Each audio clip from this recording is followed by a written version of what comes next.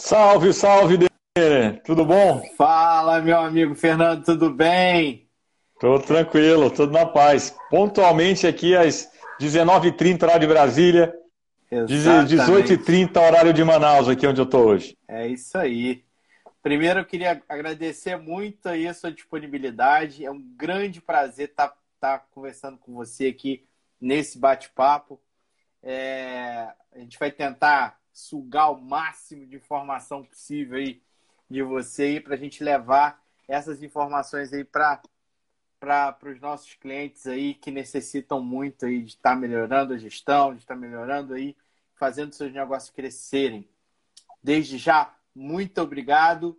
O canal não é da DNA Sistema, o canal, a partir de agora, o canal é seu. Fique à vontade, Poxa, você está em casa, tá obrigado, bom? obrigado. Tô em casa. Você torce pro Flamengo ou pro Vasco aí no Rio, Denner? Nenhum dos dois. Nenhum dos dois. Sou Nenhum dos botafoguense, dois. cara. Sou Botafoguense. Geralmente quem torce botafoguense. pro Botafogo tem uma idade, já tem um pouco mais de 60. Não é o teu caso. Não, pô, eu tô nos meus 40, né? Nos meus 40 anos É, de mas eu idade. tenho 40 também, eu sou Flamengo. Quer dizer, eu torço pro Paysandu, mas aí no Rio eu torço pro Flamengo. Ontem foi campeão estadual aqui, né? É, O Fluminense pensou que ia tirar esse título, mas não tem jeito. Os caras estão ganhando tudo. é verdade. Até futebol de botão aí a turma tá levando. Eu sou da geração que cresceu com o Zico. Quando o Zico foi pra Udinese, eu chorei pra caramba. Sou dessa época boa aí do futebol. De um tempo pra cá eu já É, não acompanho mais. eu tenho que me contentar com o Túlio Maravilha, né? Em 95, lá naquele campeonato O brasileiro, né? Pantera O também, olha. Pantera também. Aquele time É realmente isso era um time aí. muito bom. Era um time muito bom. Não chega aos pés do Zico, mas também era um time muito bom mesmo. Mas, Fernando, pessoal aqui que está entrando agora, Eduardo está entrando. Pessoal, muito obrigado aí pela participação. Marilson, Kleber, o pessoal que vai entrando. Eu queria que você falasse um pouco de você, sobre a sua trajetória aí no Varejo Tranquilo, Farma, Dan. como é que começou, como é que foi isso tudo. Bem, não tem tanto tempo assim. Acho que tem 18 anos aí, né? Falando de futebol, foi o ano que o Brasil foi o último campeonato mundial de futebol do Brasil, quando o Brasil foi penta. Eu Uhum, comecei com varejo farma em 2002. Eu comecei como gerente de marketing de uma rede de varejo que hoje tem 440 lojas. Na época tinha 45. E trabalhei nessa empresa por 13 anos. Ela foi vendida para o grupo Ultra, né? Na época foi um bi e 200 milhões de reais, na época, em 2013. Tinha uma pessoa lá formada em Stanford que tinha um currículo um pouquinho melhor do que eu. Aí eu tive que dar a vaga para ele. Aí, em 2014, eu estava no mercado e aí eu pensei assim, caramba, eu não vou conseguir voltar para o mercado numa posição que eu estava na empresa que eu ocupava antes. O sim. que, que eu vou fazer? Vou ter que me reinventar. E aí, abri uma empresa de consultoria para tentar prestar serviço para empresas que fossem menores do que aquela que eu atuava. A empresa que Sim. eu trabalhava já tinha um faturamento em 2013 de um bi de reais. Eu era responsável por um programa de fidelidade, eu tinha uma carteira de crédito, era uma empresa que estava funcionando em 5 estados. Eu pensei, poxa, eu aprendi um pouquinho aqui, talvez eu consiga levar isso que eu sei para um varejo menor. E quando eu fui para o mercado, eu me surpreendi, porque eu vi que tinha empresas que eram do meu tamanho, ou maior, ou até maior do que a empresa que eu ocupava, que naquele ano, em 2013, não tinham aquilo que a gente fazia, né? Então, com muita humildade, a gente fazia muita coisa legal na época e estava à frente de muitas redes do Rio, São Paulo, enfim. E aí a coisa deu muito certo. Eu comecei como consultor e aí, sem nenhum tipo de vaidade, era o que tinha para hoje. Virei consultor porque é o que tinha para hoje. E a Uhum. coisa começou a dar certo, Denner. Foi assim, de uma hora para outra eu tinha um cliente legal, tinha um outro cliente legal, a coisa começou a ficar grande, precisou contratar funcionário. E caramba, eu me encontrei nisso, me apaixonei por isso e fiquei aí como consultor de 2014 até dia 31 de junho, dia 30 de junho, eu continuava como consultor. E aí um desses clientes que eu atendia, que se chama Grupo Tapajós, aí em Manaus, é um grupo que também fatura um bi hoje, tem mais de 2 mil clientes no atacado, tem 125 lojas no varejo.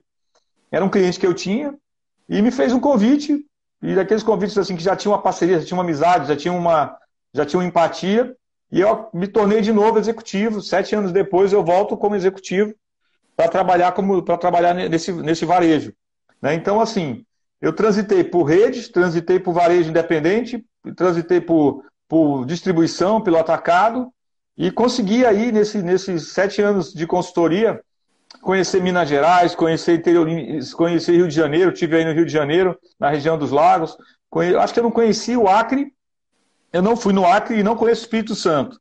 Mas todos os outros estados eu tenho amigos aí, tenho a oportunidade de fazer bastante amigos e conhecer. E acho que valeu pra caramba, vale muito ainda, porque é difícil me ver como executivo de novo, né? Mas ter amigos em todos os estados e não poder visitá-los com uma frequência que eu tinha, realmente vai me fazer falta. Acho que vai ter um pouco de dissonância cognitiva aí. Mas é uma nova fase e acho que tem muita coisa que eu aprendi com esse pequeno e médio varejo aí que vai me ajudar agora. É isso aí. E eu vou só falar com o pessoal que está aqui como é que foi, assim, como é que a ideia dessa live aconteceu, né? E eu achei, assim, super bacana. Eu tava assistindo você numa live da faculdade da farmácia, não é isso? Uhum. E na live eu fiz lá um convite e no meio da live o Fernando, o pessoal, parou e falou assim, não, ó, fala aí, o pessoal. Aceita o convite. Aceita o convite. Tipo assim, eu acho que desse tipo de profissional é essa postura que o mercado precisa entender, que hoje a gente não pode mais ficar tentando reter conhecimento. A gente precisa realmente ter essa atitude de entender que todo um segmento que faz parte, que compõe todo o varejo farma, todo esse segmento ele precisa se disseminar. Como é que ele vai se disseminar? Distribuindo conhecimento, troca de experiência. E eu, cara, vou te falar que naquele momento eu já acompanhava aí a sua trajetória em algumas lives, já tinha visto alguns vídeos seus ali no YouTube ali do Farmácia X10. E eu vou te falar que naquele momento fiquei fã seu de carteirinha, cara. Que foi. Imagina, foi imagina, fantástico, Bena. foi fantástico. Muito Imagina, legal. a gente tem um projeto, assim, o fato de ter trabalhado muito tempo nas grandes redes, eu vejo que tem uma assimetria de informação nesse mercado. Muitas vezes o pequeno, ele acha que assim, o grande é grande porque ele compra mais, porque ele compra melhor, eu não consigo ter os volumes que ele tem, por isso eu sou pequeno. Enquanto não é isso. Na verdade, o grande, ele é grande porque ele tem mais informação, né? As grandes redes fazem parte da Abrafarma, que é uma associação que reúne 44% do mercado nacional. A gente está falando de cerca de 8 mil drogarias aí que... O Brasil tem 80 mil drogarias. 8 mil representam praticamente metade do mercado, um pouco menos. A gente tem a força do associativismo também, que está vindo muito trazendo essa informação. Então, eu acho que meu papel aí esse é o propósito da Farmácia 10X, tá, Dene? Isso não é um site para vender curso ou coisa parecida, mas é para trocar figurinha, sabe? Eu acho que eu aprendi muito. Eu tive muita sorte, tive muita gente boa que eu encontrei. E eu poder dividir um pouquinho disso aí me faz um bem danado. Eu acho que informação, ela tá aí disponível, tá? Se você colocar como é que faço a precificação, como é que eu faço uma gerência, um planograma, isso que tá aí, tem tanto vídeo no YouTube, tem tanta coisa aí. Eu acho que o meu papel não é esse. Eu, com muita humildade, eu acho que o meu papel não é esse. O meu papel talvez seja dar um filtro para isso, sabe? Olha, isso aqui estão falando, mas não faz sentido. Olha, cuidado, isso aqui que ele está dizendo, eu já fiz e quebrei a cara. Eu já fiz errado. Então, eu acho que a minha colaboração aí nisso é contar dos meus erros, né? Eu gosto muito de Fernando Pessoa, e ele tem um poema, se eu não me engano, é A Tabacaria. E é um poema lindo. Eu não sei se é tabacaria, mas eu acredito que seja. Que ele fala assim, eu não sou nada, nunca serei nada, mas meus amigos não. Meus amigos são sempre campeões em tudo. Eu não sou campeão em nada. Eu errei bastante, acertei alguma coisa, quero poder acertar ainda bastante, mas eu acho que o meu papel nessa questão do mercado é poder dividir e dizer, olha, você é pequeno, está fazendo tudo certo, continua assim, não é porque você é pequeno que você está fazendo errado, não. E tem muita coisa por aí que é gratuita, que você pode acessar e conectar sem precisar de dinheiro. É muito mais a tua mentalidade de querer ter processo, de querer organizar, do que o fato de ser pequeno. Eu acho que ser pequeno, eu acho que até hoje é uma coisa boa. Eu digo o seguinte, o melhor momento de você organizar a tua loja, a tua rede, é quando tu é pequeno. Imagina aí redes que tem hoje 400 lojas, 500 lojas, se quando ele tinha 50 ele escolheu errado o tipo de gôndola, escolheu mais caro e tiver que trocar tudo hoje. Então, ser pequeno pode ser uma vantagem. Ah, exatamente. Uma coisa que aqui a gente na DNA Sistema a gente pensa também, que além de ser filtro, é pegar a informação e pegar aquele conhecimento ali e adaptar à realidade do cliente, né? Da farmácia do cliente, da rede do cliente. Porque o que acontece? É, mesmo sendo um segmento só, você tem muitas variáveis que mudam de uma região para outra, de uma área. Às vezes eu estou no mesmo município, eu tenho que ter uma pegada diferente quando eu tenho uma loja no centro da cidade, e eu tenho que ter uma pegada diferente quando eu tenho uma loja lá no bairro, lá na comunidade. Então, eu acho que além de você filtrar toda essa informação, é tentar levar ela para a realidade do cliente. O trabalho que vocês fazem aí na farmácia 10X é muito bacana, né, cara? Muito legal mesmo e é muito essa pegada, né? Eu digo que cada loja são duas lojas, né? Você que tem uma farmácia que funciona aí 12, 14 horas, ela não é uma farmácia, elas são duas. Você tem a Sim, equipe da manhã que tem um jeito de atender, tem uma pegada, tem um público da manhã que a farmácia atende, e à noite é outro público, é outra forma de tratar, de atender, né? Você não tem o direito hoje, isso aí é uma dica que eu dou para todo mundo aqui que está nos vendo, você não tem direito de fazer meta para semana. Assim, eu tenho a minha meta do mês. Não. A meta não é da semana, a meta nem é do dia. A meta é do turno. é do Sabe? turno. Grandes redes hoje trabalham assim. De 8 a meio-dia é uma meta, de meio-dia até 15 horas é outra meta e à noite é outra meta, para saber exatamente o que eu tenho que mudar e corrigir de curso naquele momento. Né? Com Então, certeza. acho que a velocidade acho que é o maior talento que o pequeno pode ter em detrimento de uma rede. Eu já fui algoz de farmácias pequenas. Eu ia para cidades assim. Quando a rede que eu trabalhava, ela atuava em capitais. E em algum Uhum. momento a gente tomou a decisão de ir para cidades com 200 mil habitantes, depois para cidades com 100 mil habitantes. E quando eu chegava na cidade, eu procurava pontos na cidade que tivesse ali, poxa, onde é que tem um varejo bem movimentado e eu vou tentar colocar alguma loja ali próximo. E muitas vezes eu errei. Encontrei farmácias independentes que tinham a sua estratégia tão bem montada que o enlatado que eu trazia não funcionava. Por quê? Porque o dono da farmácia independente tinha um carnê que ele dava crédito para a equipe ali anotado na papeleta, ele tinha um. A gente fala muito hoje, a gente gourmetiza muita coisa hoje. Eu acho isso É, também tem que ser colocado. A gente chama hoje de atenção farmacêutica. Legal, acho bacana isso. Eu sou super a favor desse modelo. Inclusive, eu apoio essa iniciativa. Mas se a gente voltar no passado, já havia a atenção farmacêutica, né? Já tinha uma sim, pessoa lá que sim. cuidava com carinho. Eu tive em Minas Gerais agora, conheci algumas operações de farmácia pequena, que o dono da farmácia, ele tem uma ambulância. Ele leva a pessoa para o Olha, pronto-socorro, manda buscar. Ele aluga a cadeira de roda para os clientes dele. Então, assim, é encantador.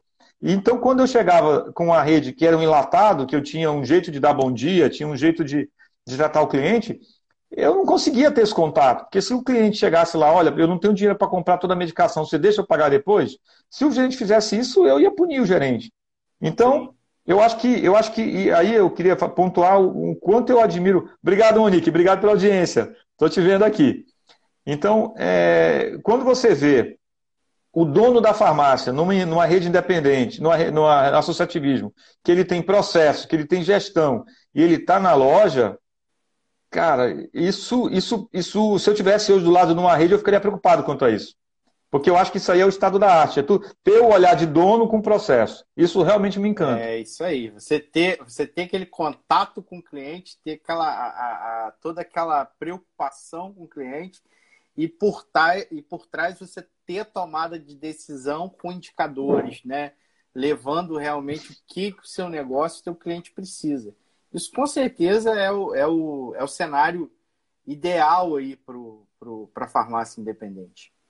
Mas fala para mim, nessa trajetória sua, o que você sente que você viu atendendo na parte de consultoria, que as farmácias independentes elas pecavam mais ou tinha o que era meio que o calcanhar de Aquiles, né? não vamos generalizar, mas em média, você sempre via, pô, isso aqui, o cara tá errando de novo. O que você via muito? Olha, eu não gosto muito da questão de listas aqui, eu vou citar algumas que me ocorrem e isso acontece demais. Uma das Aham. coisas que eu vejo muito acontecer é uma preocupação exagerada. Vou dizer que não é que não precise se preocupar, tá?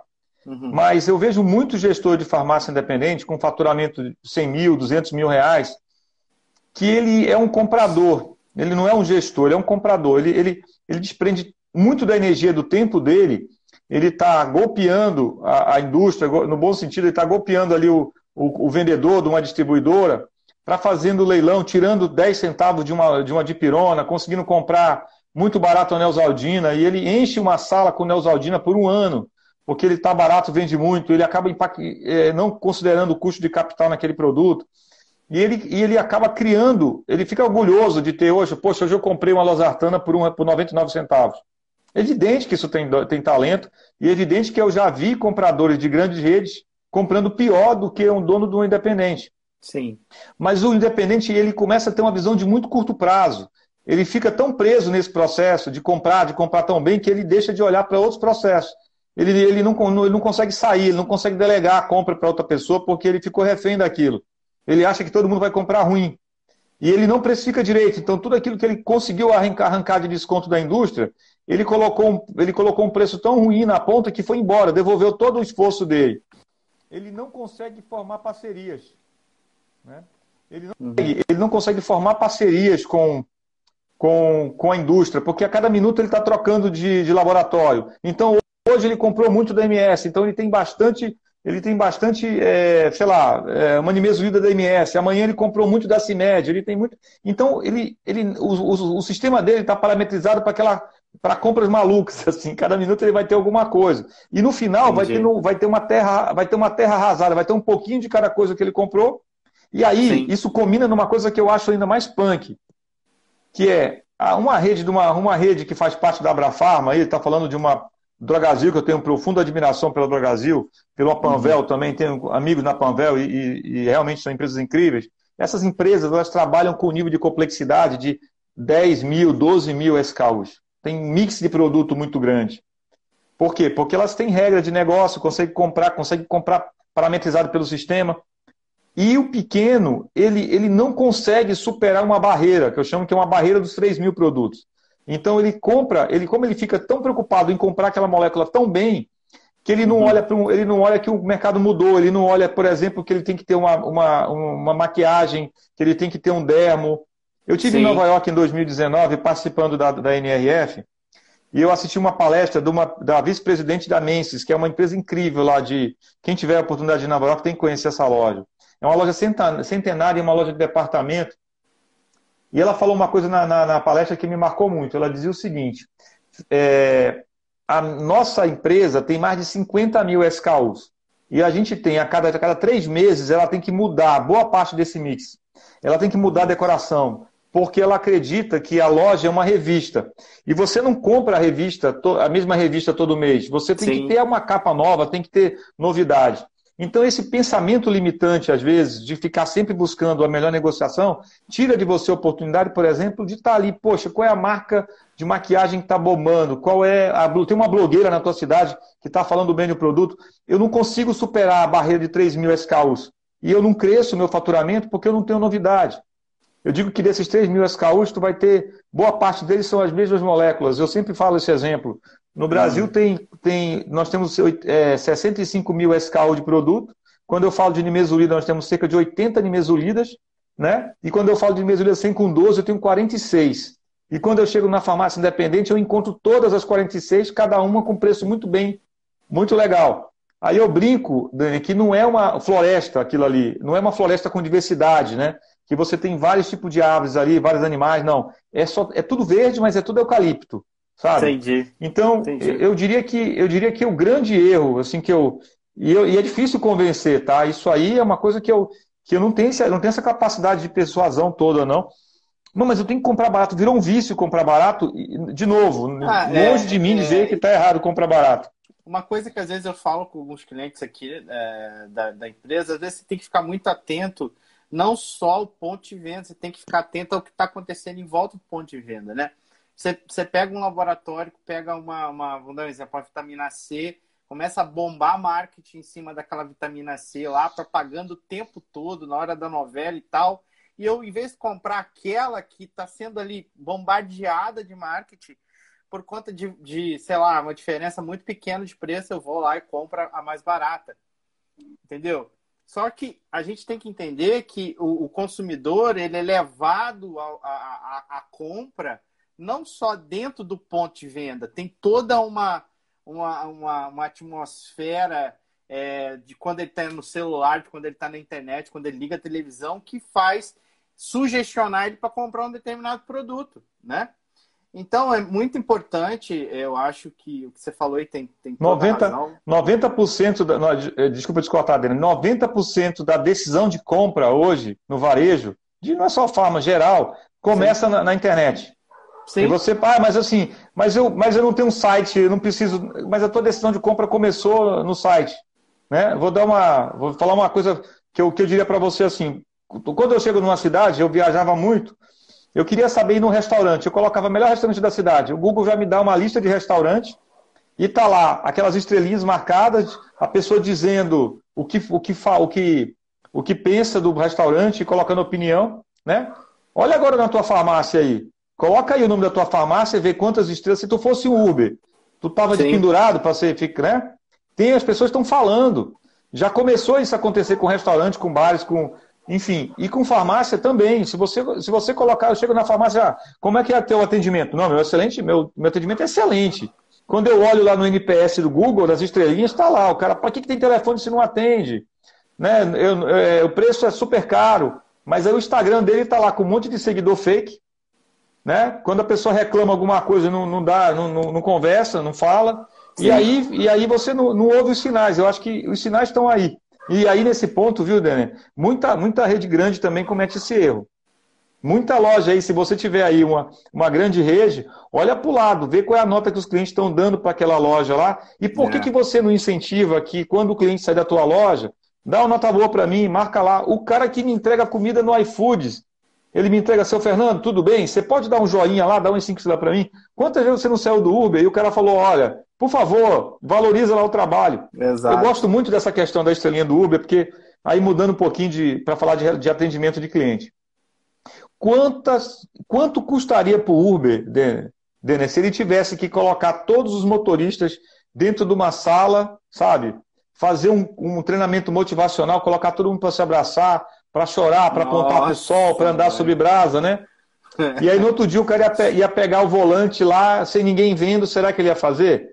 Então, essa metodologia de a cada atendimento você pedir a nota e essa nota ser relevante para que eu sou um motorista VIP, então vou pegar mais passageiros, eu sou um passageiro VIP, então o carro vai chegar mais rápido, né? E de novo, eu sou fã da Drogasil em vários aspectos. Em 2014, a Drogasil, ela uma vez por ano, ela publica uma coisa chamada Raya Day. E isso é público, tá, pessoal? O que eu estou falando aqui é público. Isso aí, se você procurar no Google, você vai encontrar. A Drogasil, ela tem capital aberto, então ela publica a estratégia dela uma vez por ano. Ela publica, faz um paper e ela fala o que ela vai fazer. Sabe aquele jogador de futebol lá, o Rony, né?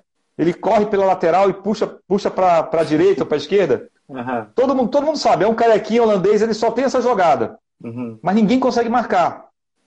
E a Drogasil faz muito isso. Ela vai lá, mostra o que vai fazer e faz com competência, executa com excelência. E ela começou em 2014, ela começou com um projeto chamado Atendômetro, onde isso já tem em vários lugares também, mas ela começou primeiro no ramo farmacêutico. O Uber chegou no Brasil fazendo isso, a Drogasil já fazia. E o atendimento, ele está ali, ninguém está olhando, mas tem um pânico quando o cliente vai lá e aperta que foi mal atendido.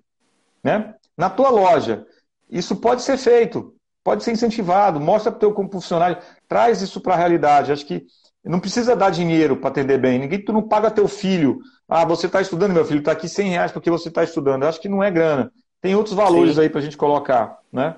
E, de novo, ser o dono e estar do lado para fazer isso é muito mais poderoso do que quando tu está de cima de 100 lojas esperando que isso aconteça por osmose. Com certeza. A Paloma está perguntando aqui o seguinte: o mix direcionado A procura do cliente ou a substituição? Olha, eu gosto dessa pergunta, Paloma. Bacana, obrigado mesmo. Vamos lá. Vamos esquecer medicamento? Bora falar de sabão em pó. Tudo bem? Tudo ótimo. Então vamos lá. Sabão em pó. Como é que eu vou ter um supermercado sem homo? Ok? Evidente que o homo. É evidente que o homo não deve ter a mesma margem que um sabonete, um sabão em pó de marca própria ou um Tixan da vida. É evidente. Sim. E esse é um outro erro, Paloma, muito comum. Que é tipo assim, existe uma marca líder do mercado, mas eu, na minha imensa soberba, digo assim, não, mas tem essa. O cliente chega perguntando por um polivitamínico de uma marca conhecida e você tenta convencer que aquela marca que você tem é a mesma coisa. E esquece que tem um cliente daquela marca. Então, tem sempre o cliente do Omo. Sim. Não ter Omo na tua loja, porque o Omo na tua loja não deixa margem e o Tixan deixa margem, tu não está colocando o cliente no centro da tua estratégia.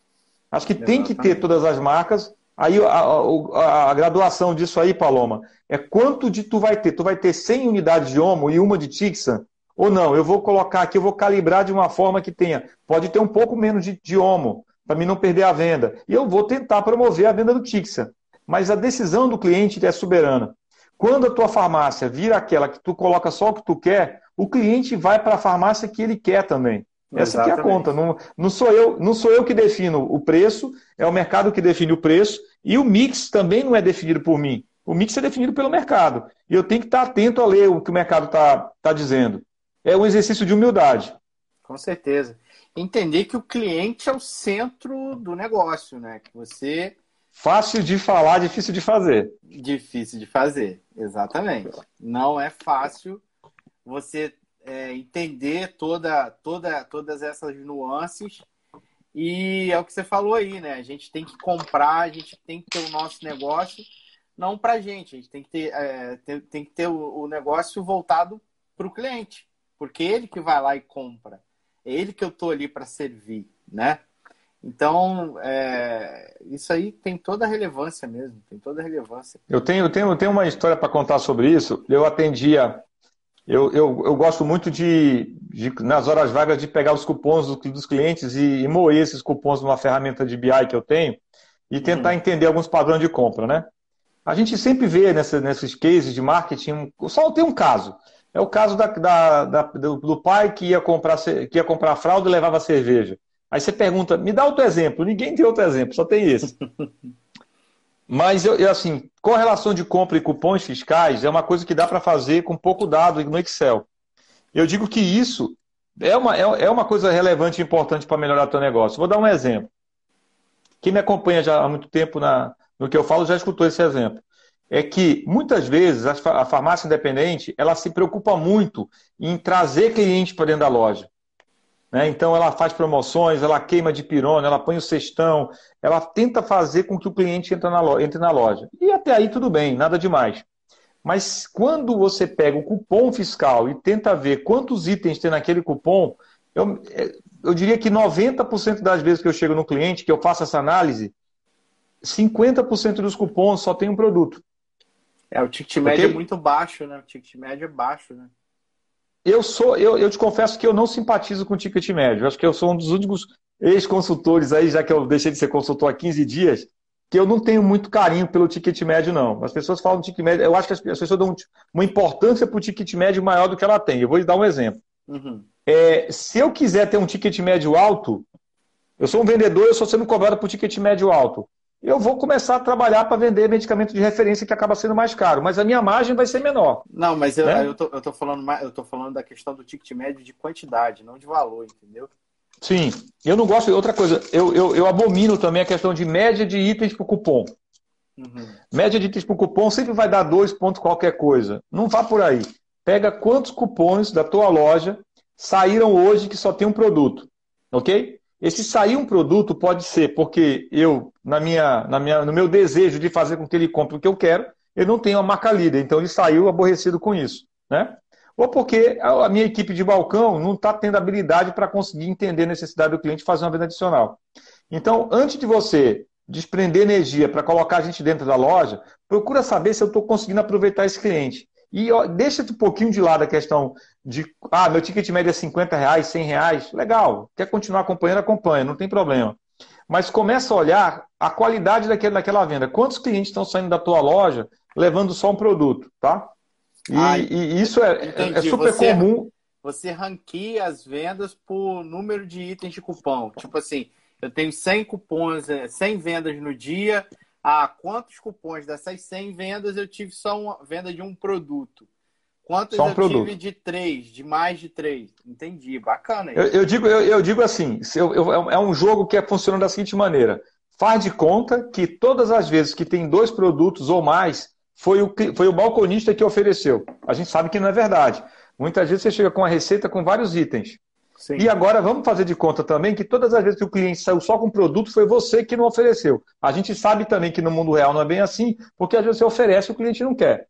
Mas Sim. sempre que esse número é metade dos clientes estão saindo da tua loja com um só produto, tu tem um problema na qualidade da tua venda, na abordagem que tu está fazendo. Eu dou um exemplo bem simples, que é o seguinte. Denner, vamos lá. Tu gosta de café com açúcar ou sem açúcar, Denner? Com açúcar.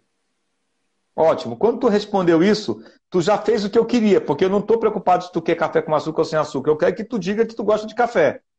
Entendeu? Sim. Então, é a mesma coisa no balcão. Eu digo assim, você quer levar esse produto? O cara vai dizer sim ou não.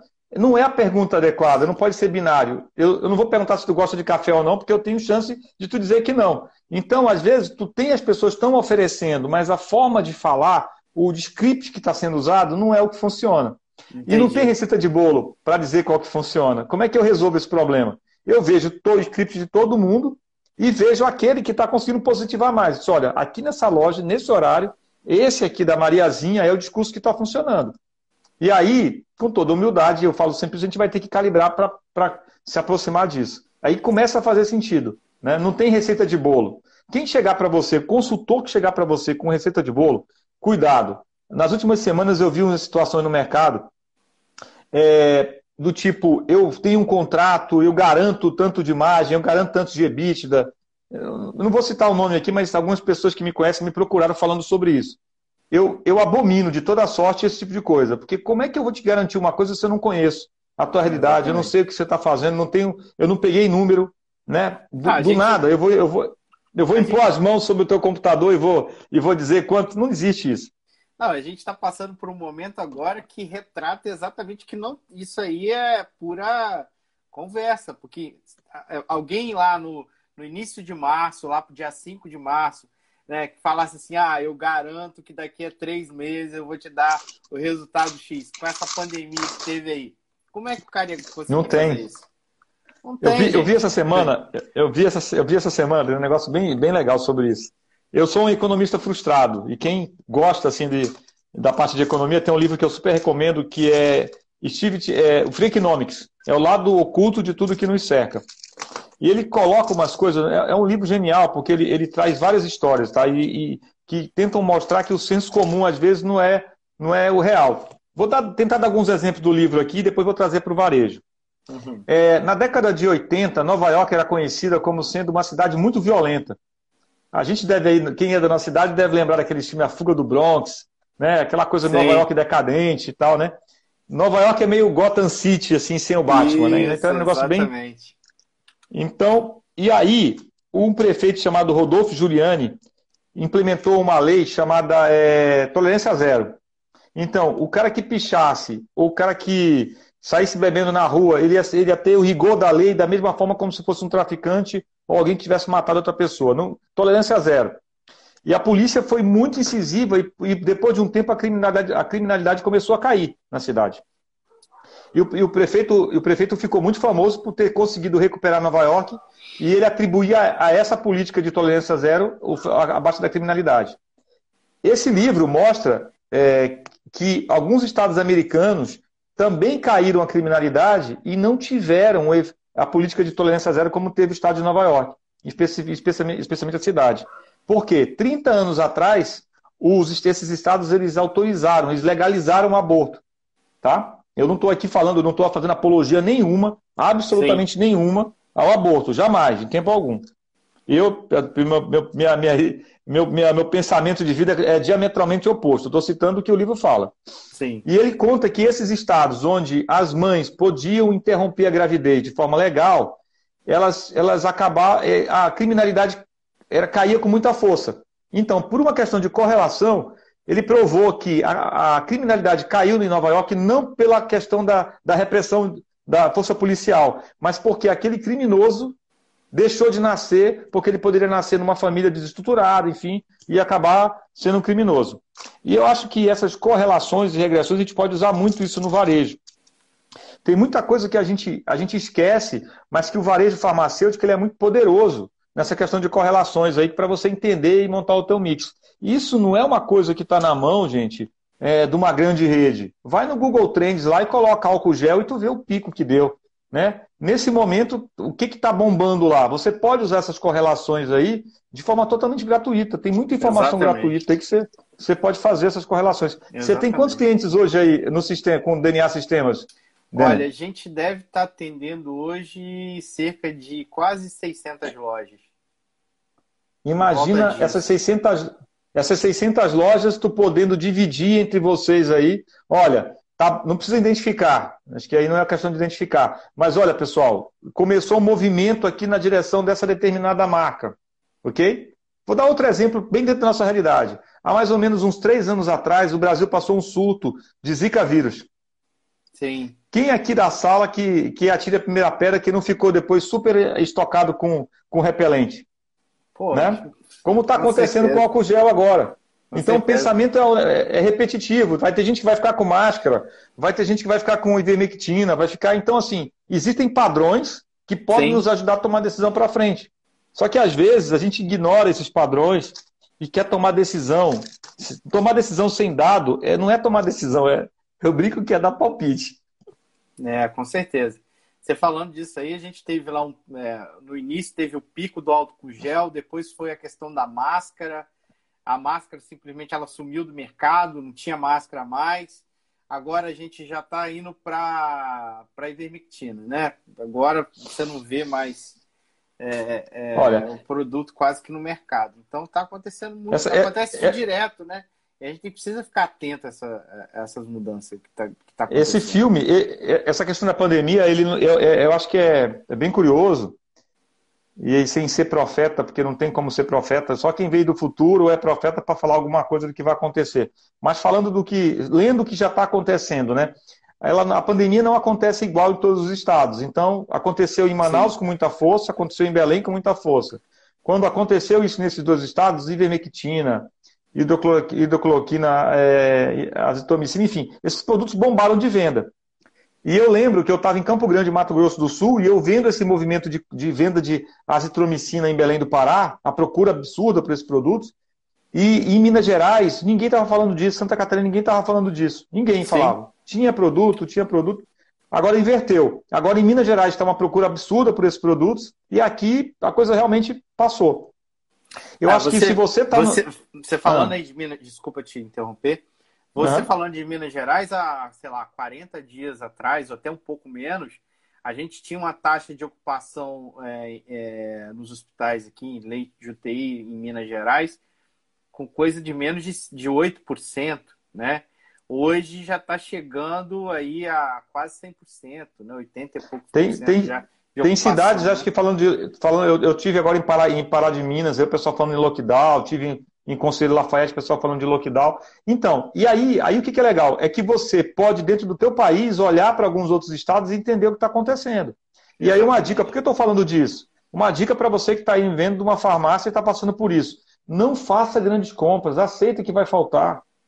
Sabe? Sim. Esse boom que, na hora que você, poxa, se eu tivesse 100 mil ivermectinas, eu venderia. Ok, mas vende o que tem. É pior do que você apostar numa coisa e ficar abraçado com ela depois. Eu, durante muito tempo, investi em bolsa de valores. É uma experiência também que eu não gosto de contar muito. No final, não foi um final feliz. Mas eu lembro que eu li um livro chamado Axioma de Zurique. E é um livro muito legal, super vale a pena ler. Ele não é um livro técnico, é um livro de teoria econômica. Ele fala o seguinte: o ser humano é movido por 2 forças, o medo e a ganância. Quando você está aí chateado da vida, porque toda a distribuidora vai contigo com combo para tu comprar ivermectina junto com um monte de produto lá, um Champix, tem que comprar 5 Champix para poder ter direito a comprar uma ivermectina. É, mais ou Então, menos isso. foge, compra menos, sabe? Tenta aceitar que vai faltar, tenta aceitar, leva de boa. Acho que se perdoar de não prever é libertador, absolutamente libertador. Ah, e eu acho que uma outra coisa também, que isso é meio que uma armadilha, que isso acaba tirando o foco do comprador, do gestor aí para, eu preciso comprar álcool gel, preciso comprar ivermectina, e eu esqueço de todo o resto. Às vezes eu tô lá fazendo lá uma busca de uma sugestão de compra, alguma coisa assim, analisando meus números lá, eu fico tão voltado para comprar aquele produto ali que eu acabo esquecendo do resto, da perfumaria, né? Eu acabo esquecendo do oficinal. E são produtos que, de repente, vão te dar aí uma lucratividade muito maior do que esse produto que está no foco, no olho do furacão, né? Tem uma pergunta aqui do Rafa, que é qual a dica você daria para melhorar isso, Fernando? Digo, conseguir vender mais de um item. Eu gosto muito de ensaiar, acho que quando você ensaia, você faz melhor, né? Então, a dica que eu dou é o seguinte, naquele momento que a tua loja não está movimentada, chama os balconistas e começa a fazer a seguinte brincadeira com eles. Quem compra uma... Faz uma brincadeira, olha, quem compra tintura, leva o que junto? Aí deixa a galera falar. Água oxigenada é o item que mais sai. Eu faço muita coisa assim com cupom. E deixa eles montarem os kits ali em cima da mesa. Vai montando. Olha, quem toma metformina tem que tomar vitamina B12. E faz essas mini lâminas de venda. Tem que ser pouca, 5 no máximo. E fica brincando. Olha, hoje a gente vai fazer, vamos ver se é isso mesmo, vamos brincar. Olha, o cara está levando aqui uma água oxigenada, ou está levando uma tintura. Tenta oferecer uma água oxigenada. Eu acho que é isso que a Amazon faz, entendeu? Ela entende quais são os produtos que se repetem no cupom. A gente sabe, os balconistas mais antigos, eles são bons porque eles sabem. Tenta fazer isso como se fosse uma lâmina, para que os balconistas mais novos saibam também, e eles vão se surpreender. Eu digo que quanto mais informação tu tem, tu pode ser o vendedor mais pangaré do mundo. Mas se alguém chegar para ti e te der uma combinação, quando ele levar isso, você leva aquilo também, acabou. E ensaia, treina. Eu acho que se tu tem uma combinação de produto que tu sabe que é vendedora, e tu tá falando e não tá funcionando, é porque naquela loja, aquele discurso que você tá falando não tá encaixando. Sabe? Você quer levar, o senhor precisa de mais alguma coisa, tá repetindo isso e não está funcionando, troca o discurso. Não tem discurso certo e errado. Para cada público tem um jeito de falar. E falando isso aí, aproveitando até esse gancho que você está dando aí, a gente fala sobre a importância da tecnologia na hora de fazer uma ação dessa aí.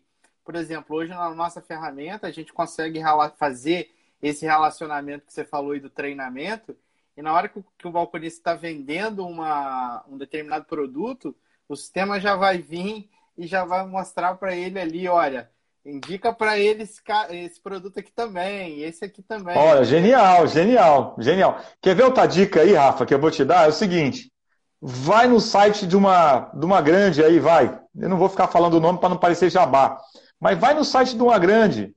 Geralmente essas grandes, a parte de e-commerce, eles usam uma ferramenta chamada que tem por trás um motor chamado Vetex. A Vetex, pessoal, é como se fosse a Ferrari dos sites de e-commerce que existe no Brasil. Tá? É muito bom, os caras realmente são ninja. Um site deles não sai por menos de 60 mil reais.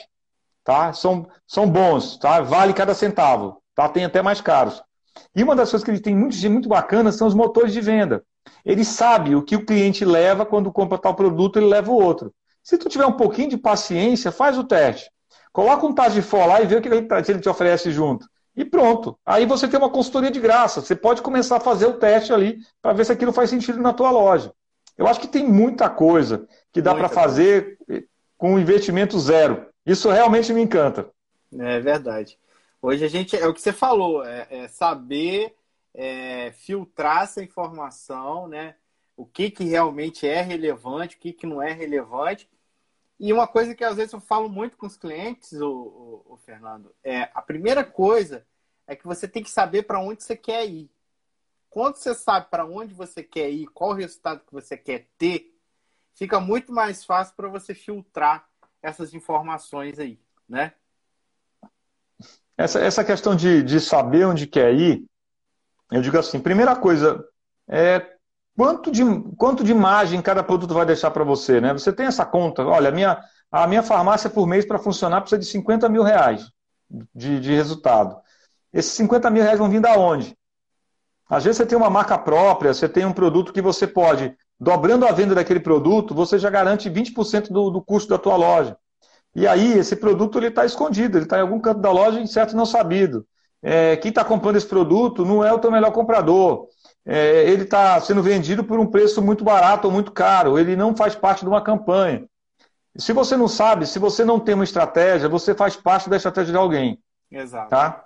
Muito cuidado com promoções de produto que, eu vou te dar um rebate, vou te dar mais prazo e você vai vender mais. Tem situações que o produto você comprou errado e se você, cada vez que você vende, você só está perdendo dinheiro porque poderia estar vendendo um outro produto que deixa ele uma margem maior. E outra coisa que eu acho que as grandes fazem com um pouco mais de zelo que o pequeno é que, como ela tem 6 mil produtos, ela tem que ter muito claro que produto vai concorrer com qual produto. De novo, tenha muito claro a categoria que você está trabalhando. Bem, eu vou trabalhar aqui com um polivitamínico, esse polivitamínico ele me deixa tanto de margem, eu vou ter toda a linha de polivitamínico, mas eu vou saber que esse é o meu foco.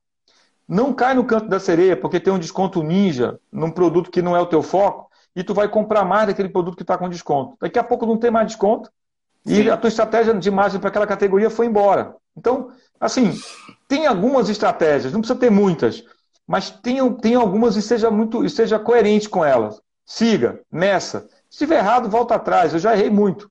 E não é vergonha nenhuma voltar atrás numa estratégia. O que é errado é você ficar pulando de estratégia de uma para outra e uma hora você pode ser a melhor estratégia do mundo. Você não consegue fazer ela chegar ao final, completar aquele ciclo para poder ter certeza.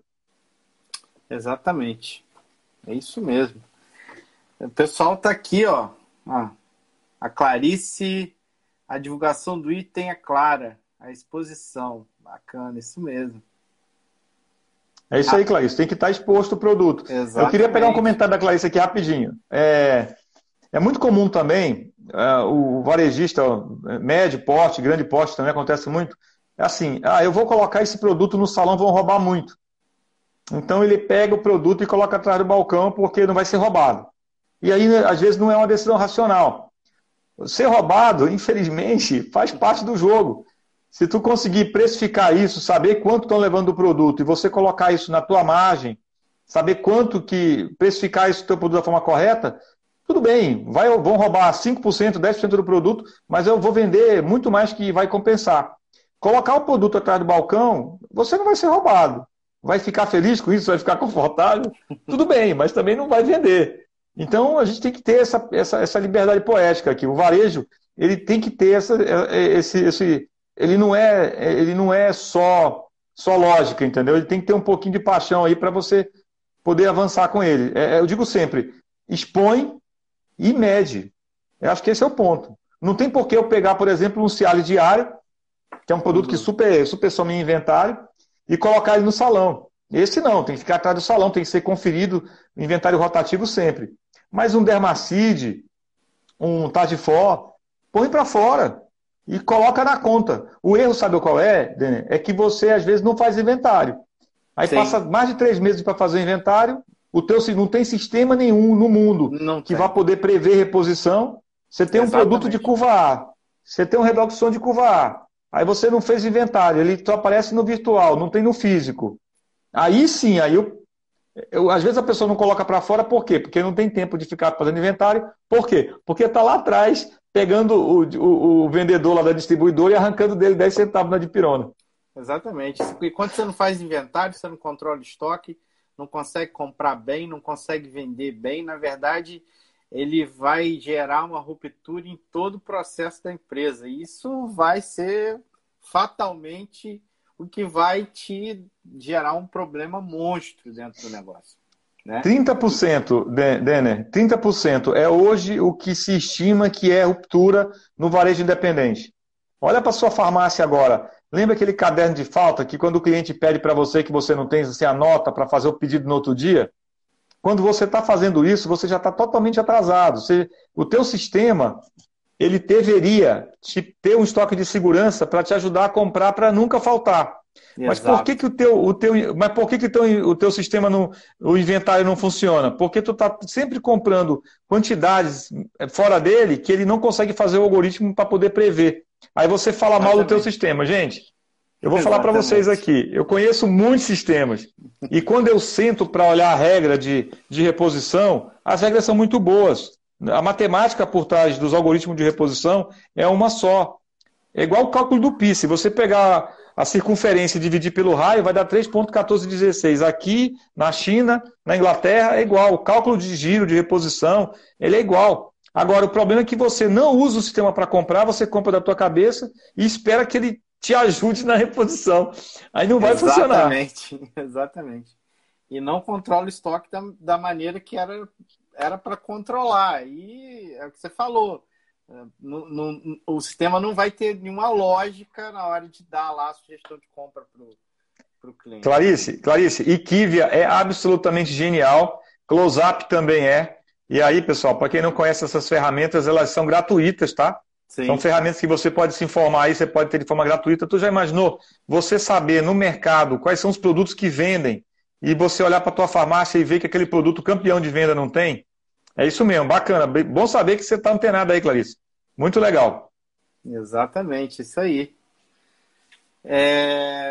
Isso aí é importante para toda a questão de tomada de decisão, né? Você precisa estar atento, igual a Clarice está aí, a essas ferramentas, é o que a gente está falando desde o início. Tem muito material, tem muita coisa na internet que a gente consegue dar um norte aí. Fernando, vamos falar um pouco sobre associativismo, né? O associativismo hoje para a farmácia independente é um caminho? O que você acha? Vamos falar de posto de gasolina. Vamos. Vamos falar de sabão em pó, posto de gasolina de Nova York. Eu acho que tá todo mundo cansado de ver live aí falando de o novo normal. Eu tento fugir disso de todo jeito. Eu tive uma experiência como consultor em postos de gasolina também. Fui convidado por uma rede de postos de gasolina para colocar loja de conveniência. E aí eu vi como o varejo farmacêutico está adiantado. A gente trabalha com 3 mil produtos aí e tem ruptura. Mas a gente consegue aí com algum talento continuar funcionando.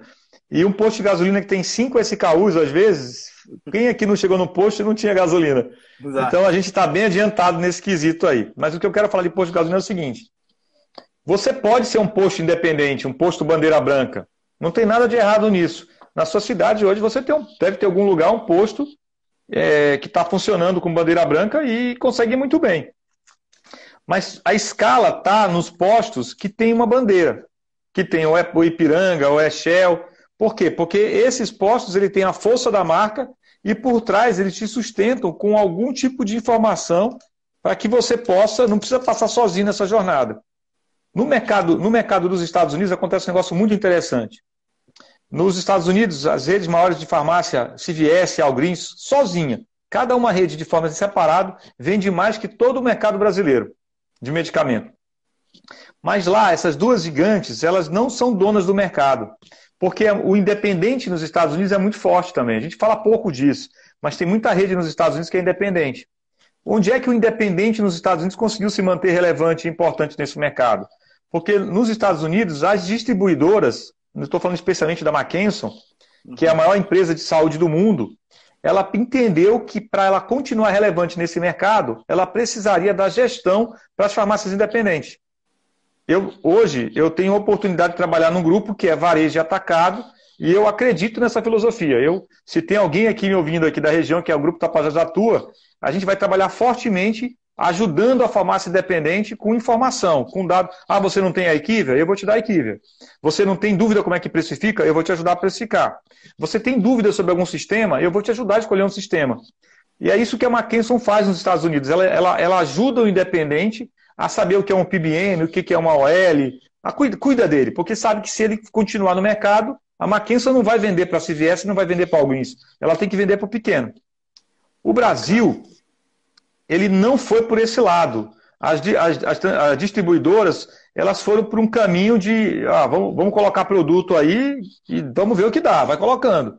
Eu diria que se hoje houvesse uma inteligência no mercado brasileiro, onde a indústria soubesse o quanto de estoque tem no CD da distribuidora e na farmácia, ela não produzia o que ela produz. Porque é uma força de produzir, colocar na ponta e tentar fazer sell-out. Existe muita ineficiência no sistema. Existe muita mercadoria parada em toda a cadeia.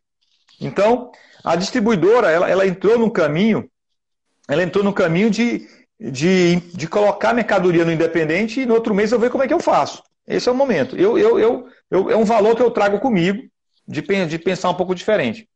E aí a distribuidora tem que começar a deixar de pensar só na meta batida do final do mês e pensar no negócio numa linha do tempo. Então, falando sobre o associativismo. No Brasil, não teve essa coisa, não teve essa figura do distribuidor fazendo esse serviço e entrou o associativismo. O associativismo ele conseguiu extrair da indústria a melhor condição comercial, pegou da distribuidora a logística, colocou o processo e ajudou o pequeno. Eu acho genial. Eu não vou dizer que todas as associações são perfeitas, longe disso. Eu acho que tem pessoas que eu tenho a oportunidade de conhecer, o Thiago da RM Pharma, gosto pra caramba do trabalho dele, todo o pessoal que faz o trabalho na Febrafar realmente são muito bons. Tem o pessoal da Drogaria Americana, tem o pessoal da Melhor Compra, enfim. E isso me encanta. Eu acho que você imagina que essas gente fizeram. Eles não têm o ponto de venda, eles não têm a indústria, eles não têm a distribuição, mas eles conseguiram se colocar no meio levando inteligência. E então tem minha admiração por isso. Conseguiram levar para o pequeno essa inteligência. A Farmais, isso mesmo, Américo. Obrigado por me lembrar. Obrigado pela audiência, Américo. Então, quando você vê esse modelo, eu como independente, eu fico no seguinte dilema. Eu posso continuar só. Nada contra. Eu diria que 90% das grandes redes que estão por aí começaram só e cresceram só. Nenhum problema quanto a isso. Mas o Brasil oferece opções para que o independente faça parte de uma associação. E aí, não é mais uma questão de escolha. Desculpa, não é isso que eu quis dizer. Não é mais uma questão se eu vou ou não vou. Ele pode escolher um cardápio. Né? Eu vou dar um exemplo de posto de gasolina, por exemplo. Fazer contrato com o Grupo Ipiranga é muito duro. Eles negociam com muita força com o posto Bandeira Branca. Oi? Tá acabando? Tá acabando. Tá, a gente está por um minuto e meio. Infelizmente. Então, rapidinho. Para escolher, é muito mais a tua personalidade com o propósito do associativismo. Você pode escolher assim, eu sou um cara mais independente, quero alguém para me dar palpite aqui na questão da precificação, no marketing, mas do resto cuido eu. Então vai para um que tem essa cara. Eu quero ser totalmente controlado. Então ranges de quem vai cuidar de ti. Esse é o ponto. E tem esse menu, tá? Tem esse menu dentro das associações. Isso é realmente uma coisa muito positiva no mercado hoje. Perfeito. Fernando, olha só, muito obrigado. Né? Não tem nem como te agradecer, assim, foi fantástico. O pessoal aqui tá adorando, o pessoal achou fantástico a sua participação. Muito obrigado. E já fica o convite para uma próxima live aí, tá bom? Estou sempre às ordens. É sempre uma alegria. Segue aí nós aí no Farmácia 10X aí, galera. Segue nós lá. Aí. Muito obrigado, pessoal. Uma boa noite. Obrigado, Fernando. Grande abraço, cara. Valeu, obrigado sempre às ordens. Tamo junto.